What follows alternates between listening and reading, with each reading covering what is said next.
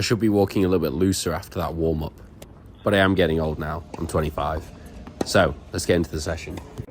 The first thing that I'm focusing on is keeping my whole body loose, relaxing from the shoulders, keeping my feet nice and light, focusing on my rhythm, slow takebacks, and smooth follow-throughs.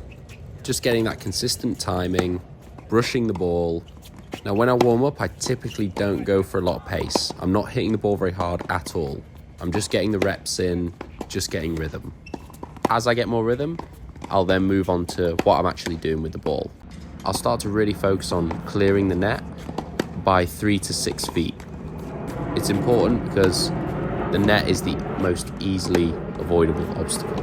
And if I'm hitting good height over the net, it often means I'm getting good depth, which is the second thing that I'll start to work for. And after I've started to achieve those two things consistently, then I'll start to take a few steps inside the baseline when I can and start working on taking time away, like that. Looking for the early ball and attacking with the feet is the key. When there's no need to hit the ball hard and take big risks, take the ball early, as you've actually got a better chance of being accurate as well, because you're closer to the target. So with the warm-up done, we start to raise the intensity a little bit. So we're going to go for a little bit more ball pace, we're going to go for a little bit more tempo, and we're really going to lock in, so we're not going to miss.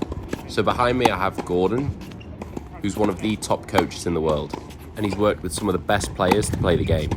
So I'm extremely lucky and grateful to have him helping me. So for me, pro tennis is just the basics done extremely well. So here we're working on keeping my front foot flat on contact. This helps to fully transfer your weight through the shot, so you're not losing any power through contact. So you can see my front leg is almost fully bent during contact, and I don't come up till after the shot. Sometimes I see players pull off the shot a little bit, and that means your hand is doing more of the work. You want to try and use your full body to hit the ball. I've heard some coaches call it the kinetic chain, but for me that's just dressing it up as something fancy. It's basically just using your whole body. Ella getting distracted by the planes.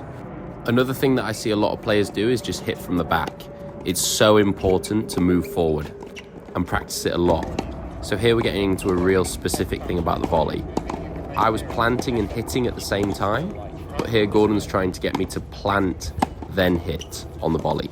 And the reason why that's important is because if you're planting and hitting at the same time, your body's still moving a lot, which means it's easy to mistime the volley.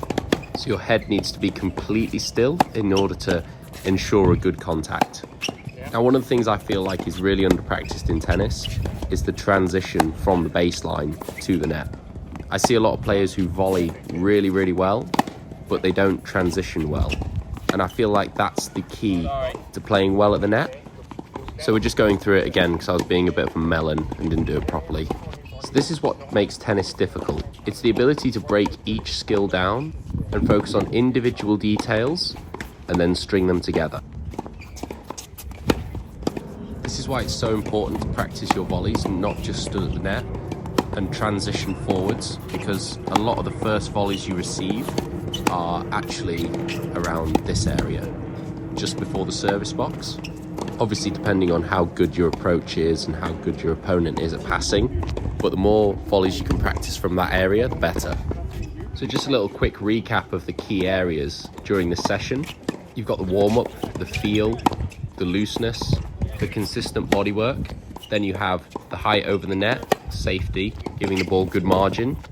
Then you have depth, and then the early ball. And then using that early ball to then move forward and transition to the net. I also need to lay off the pizza pasta. So obviously really important to keep hydrated, and a quick little discussion about what we're working on. And I also got told off for being on my phone, which is a big no-no for focus, especially during a session. So because I wasn't feeling very comfortable on the volley, we decided just to practice loads of them. So the key areas that I'm working on are planting before contact, keeping my head very still, looking at the ball, and little to no follow through, almost stopping on contact. On the volley, you barely need to swing. Because the ball's coming in with so much momentum and you're stood quite close, all the power is provided for you. All you need to do is redirect it. And when you have very little time, the more that's going on with your swing, the more that can go wrong. So I even practice volleys starting from this far back. Just again, working on that transition. Typically I aim for the first volley deep and then try and close the net and then go for angle. It's a lot like what you would do with the ground strokes. First you go for depth, then angle. So now for a little bit of serving. Something that I'm working on with my serve at the minute is keeping the ball toss really slow and controlled. And the reason why this is really important is because it just keeps the ball toss really consistent. And if the ball's in the same place every time when you serve, it's far easier for your serve to be consistent as well. Typically my ball toss is just to the right of my body. This helps me to hit every serve from the same toss and also makes it very difficult to read my serve. So with the serve, your aim is to generate a lot of the power through the leg drive and the really loose hand. So you shouldn't be forcing anything with the shoulder or with the arm. It should feel really effortless to generate pace. A really good feeling to aim for is keeping the hand as loose as you can and just aiming to be really smooth with the follow through. I often find when I try and get the speed, I tense up, try too hard and end up slowing down. So that's the feeling that I aim for, just loose and smooth. So I hope you enjoyed the video. Drop a like and subscribe for more tennis content.